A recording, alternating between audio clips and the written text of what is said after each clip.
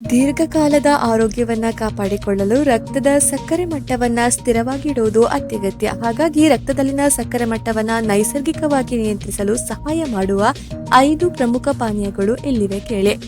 ಮೊದಲಿಗೆ ಹಾಗಲಕಾಯಿ ರಸ. ಇದು ತನ್ನ ಮಧುಮೇಹ ವಿರೋಧಿ ಗುಣಗಳಿಗೆ ಹೆಸರುವಾಸಿಯಾಗಿದೆ.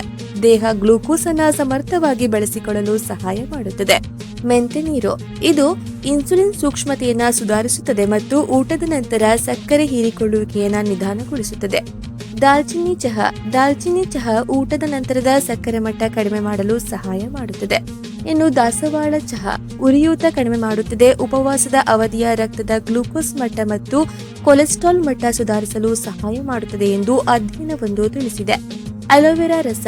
ಇದು ಲೋಳೆ ರಸ ಎಂದು ಕೂಡ ಇದನ್ನ ಕರೆಯಲಾಗುತ್ತದೆ. ಇನ್ಸುಲಿನ್ ಸೂಕ್ಷ್ಮತೆಯನ್ನ ಸುಧಾರಿಸುವ ಮತ್ತು ಗ್ಲೂಕೋಸ್ ನಿಯಂತ್ರಿಸುವ ಗುಣಗಳನ್ನ ಹೊಂದಿದೆ. ಈ ಪಾನೀಯಗಳನ್ನ ನಿಮ್ಮ ದೈನಂದಿನ ದಿನಚರಿಯಲ್ಲಿ ಸೇರಿಸುವ ಮೊದಲು ವೈದ್ಯರ ಸಲಹೆ ಪಡೆಯುವುದು ಕಡ್ಡಾಯ.